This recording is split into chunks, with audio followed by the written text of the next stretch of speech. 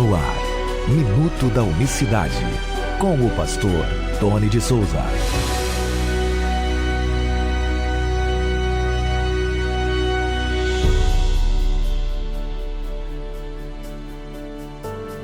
Olá, queridos, graça e paz da parte do nosso grande Deus e Salvador Jesus Cristo. Que Deus abençoe a todos de forma rica e abundante nesta terça-feira, 8 de julho de 2025. Até aqui nos ajudou o Senhor. Sejam todos bem-vindos a mais uma edição do Minuto da Unicidade. A unicidade de Deus, todos os dias nós vamos falando aqui desta mensagem, relembrando alguns pontos, trazendo informações importantíssimas sobre esta mensagem maravilhosa. É importante que você deixe aí o seu like, que você deixe o seu comentário, você que acompanha pelo YouTube, canal Minuto da Unicidade. Vem aí, a gente está trabalhando para fazer o site Minuto da Unicidade, onde nós colocaremos aí estudos, né? Vamos postar estudos em textos, né? Pessoas preferem o Minuto da Unicidade em texto e a gente vai trabalhando nesse projeto. A gente não pode parar de trabalhar, né? Essa é que é a verdade, a gente tem que estar sempre em movimento.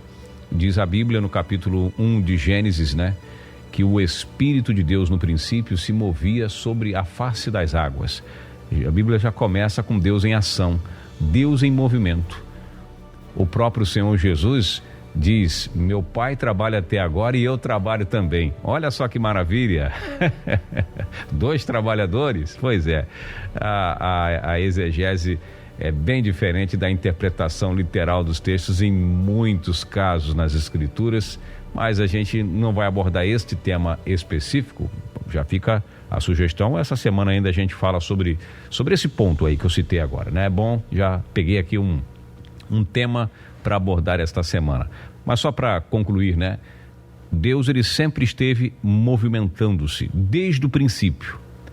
E o Senhor Jesus, quando esteve aqui, você não via, né, Jesus parado, né, o tempo inteiro, né, parado. Jesus estava sempre em atividade.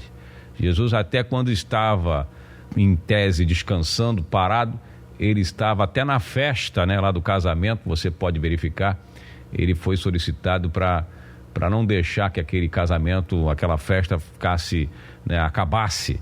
Enfim, é o tempo inteiro trabalhando, graças a Deus. E assim deve ser aqueles que amam a sua palavra, sempre em atividade, sempre preocupado em trabalhar, em servir no reino. E a gente está sempre seguindo esses ensinamentos e sempre nos preocupando. Podemos fazer mais pelo reino, o que podemos fazer, né? Além do pouco que a gente faz, o que você e eu, o que nós juntos podemos fazer para que esta mensagem siga adiante. Bom, dito isto, vamos refletir sobre uma palavra bem interessante, a revelação progressiva do nome. Eu vou falar a primeira parte hoje e amanhã a gente continua com esse tema que eu vou iniciar hoje, tá bom? Ouça o que diz o próprio Deus, aparecendo para Moisés. Ele fala: eu apareci a Abraão, a Isaac e a Jacó como o Deus Todo-Poderoso, mas pelo meu nome, Jeová, não lhes fui perfeitamente conhecido. Você ouviu aí? Onde está esse texto, Tony? Quero saber. Está lá em Êxodo capítulo 6, eu li o verso 3. Ele aparece para Moisés, o Senhor, né, o Todo-Poderoso, aparece para Moisés lá no Monte Sinai. No Monte Sinai, quando estava pastoreando, né, ali as ovelhas do seu sogro, de Jetro. E Deus apareceu na sarça, nós conhecemos essa passagem. Mas o que Deus teria falado para Moisés é muito interessante, esse ponto específico. Ele afirma que os patriarcas, né, Abraão, Isaac e Jacó, eles não conheceram a Deus pelo nome dele, pelo nome Jeová ou Yahvé, ou aquele famoso tetragrama. O tetragrama, Deus não foi conhecido pelo tetragrama. Deus era conhecido por Abraão, por Isaac e Jacó como o Todo-Poderoso. Isso é muito interessante, nós vamos falar disso hoje e amanhã, porque aqui Moisés, ele recebe ali, é o primeiro que recebe esse nome, o nome sagrado, né? O nome pelo qual Deus falou: olha, eu vou ser lembrado de geração em geração. Eu quero que lembre-se desse nome que eu estou dando para você para sempre. Então eu não fui perfeitamente conhecido pelo meu nome. Eu apareci a Abraão, Isaac e Jacó como Deus poderoso, mas pelo meu nome, e aí eles, né, as traduções em português tiram o nome. Tem alguns irmãos que dizem assim, eu não gosto dos nomes lá do passado, porque a gente não sabe a pronúncia, a gente não sabe como é que se pronuncia o tetragrama. Mas olha o que o Senhor Deus diz, né? Eu apareci a Abraão, Isaac e Jacó como Deus Todo-Poderoso, mas pelo meu nome, aí ele fala o nome dele. Só que as Bíblias em português colocam o Senhor, em algumas, né? Dos TJ tá lá Jeová, dos Testemunhos de Jeová, a tradução Novo Mundo, né? Tá lá Jeová. King James tá Yahvé. A Bíblia judaica tá Adonai.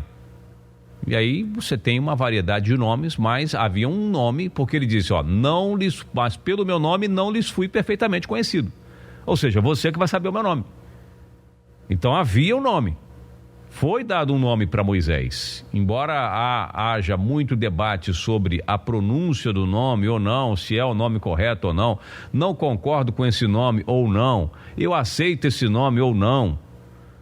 Esse é outro ponto. Eu não quero saber do nome Jeová, eu não gosto desse nome, esse nome foi fabricado. Tudo bem. Mas que havia um nome, o próprio Deus fala do nome dele, ele tinha um nome pelo qual ele queria, se apresenta, e a partir dali ele quer que Moisés leve este nome para o povo. É o tetragrama. O tetragrama havia uma pronúncia. Por que perdeu-se a pronúncia? A própria história vai dizer que por excesso de zelo, os judeus com um dos mandamentos lá de Êxodo 20, né? Não tomarás o nome do Senhor teu Deus em vão, não tem aquele texto? Pois é, por causa desta ordenança, que não podia, era um nome sagrado, só podia ser falado ali na hora da liturgia, na hora do culto, não podia ficar pronunciando, né? Havia um temor, um respeito, um excesso, diz alguns teólogos, que foi um excesso de zelo, a pronúncia acabou se perdendo ao longo do tempo. Principalmente já nos tempos de Moisés, as pessoas evitavam pronunciar o nome santo. Tinha um medo, tinha um temor, um pavor de pronunciar o nome e ser punido por isso. Porque Deus falou, não tome meu nome em vão. Lá Êxodo 20. Então, meus queridos e amados irmãos, havia um nome dado para Moisés. Mas eu não concordo. Tudo bem, mas havia um nome. Qual é o nome? Aí uns vão dizer Yahua, Yahu, né? É muito bom estudar sobre o nome. Inclusive, no segundo volume do livro que nós estamos escrevendo, demos uma parada aqui, mas tem um capítulo que eu estou me dedicando a escrevê-lo, que é os nomes de Deus e o seu uso através dos tempos. Muito interessante. Esse capítulo eu já tenho falado sobre esse estudo, mas a gente vai trazer bem esmiuçado, com informações de nível acadêmico, muita material no estilo do primeiro volume. Ore para que a gente sinta-se, né, apoiado para escrever, porque é difícil, mas estamos trabalhando nesse sentido aí. É muito interessante. Por que ele não apareceu? Ele mesmo diz, eu apareci, na verdade, a Abraão, Isaac e Jacó pelo meu nome Todo-Poderoso. E aí a prova disso está lá em Gênesis. Jacó, vou citar aqui só o exemplo de Jacó, né? Gênesis 32, verso 29, o que diz? E Jacó lhe perguntou e disse, dá-me, peço-te a saber o teu nome. E disse, por que perguntas pelo meu nome? E o abençoou ali. Então Jacó, anote aí, Gênesis 32, 29. Jacó pergunta o nome de Deus. Eu preciso saber do teu nome. Verso 29, eu quero saber, me dá o teu nome que eu preciso. E Deus pergunta para ele, por que você quer saber o meu nome? Verso 29, e chamou Jacó o nome daquele lugar Peniel, porque dizia, tenho visto a Deus face a face e minha alma foi salva, tá? Antes que você venha dizer, não, mas ali é o anjo, né? Ali é o anjo. Pois é, não, a teologia, os estudos mais responsáveis sobre o tema, diz que ele lutou com o próprio Deus ali. Eu lutei, ele declara, né? Não é nem a teologia, o próprio Jacó declara, tenho visto a Deus face a face, eu vi a Deus face a face e minha alma foi salva, ou seja, ele não me matou, ele feriu minha coxa, diz o verso 31. Deus feriu a coxa dele, deu uma espadada, né? Mancou até o final da vida. Mudou o nome dele. Tudo nesse diálogo aqui mudou. Vai se chamar, Jacó, teu nome mas você vai se chamar Israel a partir de agora. Quando Jacó pergunta o nome, Deus não fala, por que você quer saber o meu nome? E no próximo livro, que é o livro de Êxodo ali, Gênesis, agora Êxodo, o texto que nós lemos no começo, diz: eu apareci a Abraão e Jacó como Deus Todo-Poderoso, mas pelo meu nome eu não lhes fui perfeitamente conhecido. Mas por que, Tony, então, em Gênesis tem o nome sagrado lá? Porque quem escreveu o livro de Gênesis foi o próprio Moisés. Ele primeiro conheceu a Deus, teve intimidade com Deus, recebeu a palavra, para depois ele escrever. Ele escreveu Gênesis depois disso daqui. Depois que ele tem um encontro com Deus, ele passa a ter intimidade com Deus, ele passa a viver com Deus, e ele vai e escreve a Bíblia. Então, quando você vê lá em Genão, eu debati uma vez com um testemunho de Jeová, que ele falou: não, o nome santo está lá em Gênesis. Claro que está. Foi Moisés que escreveu Gênesis. Ora, e escreveu bem depois. Primeiro você vive para depois escrever. Atos lá, né? Alguém falava uma vez para mim sobre o batismo, né? Em nome de Jesus, e que, claro, primeiro eles vivem para depois escrever, né? Eles participam do ato, vivem a história e depois vai lá e escreve. Ninguém escreve a história antes de vivê-la. Gênesis só foi escrito depois que ele recebeu, até porque ele não viveu exatamente com todos os personagens ali de Gênesis, né? Ele não viveu lá, não viu Deus fazer Adão do pó da terra, ele foi revelado aquilo. Na verdade, ele foi teletransportado para o início. João foi transportado para o fim, Moisés para o começo. Teve a revelação do começo e João do final. Veja que Jacó pergunta pelo nome de Deus. E Deus: por que você está perguntando meu nome? Eu vou revelar ainda. Calma, não é agora, não é para essa geração.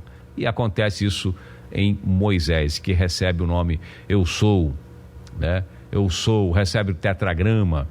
E aí vai, a partir daí, se desenrolando.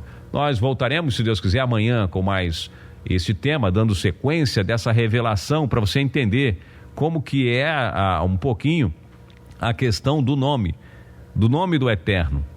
Há um nome pelo qual nós devemos invocar o Senhor, invocar o soberano sobre nossas vidas. Um nome que é sobre todo nome. Amanhã a gente continua falando desse nome maravilhoso e como isso se deu ali um pouquinho, pelo menos de forma pontual, né? A gente vai só pontuando alguns pontos específicos para a gente trazer esse tema. E é claro, a gente aqui introduz, a gente aqui começa o assunto e você, claro, que deseja, que ama, vá pesquisando um pouco mais. A gente fala também sobre isso no livro, tá? No livro Jesus, o único Deus verdadeiro, a maior revelação da Bíblia. Então o link está aqui na descrição no YouTube para você assistir, para você acompanhar, tá certo? Que Deus abençoe a todos de maneira rica e abundante. Graça e paz, até amanhã. Minuto da Unicidade.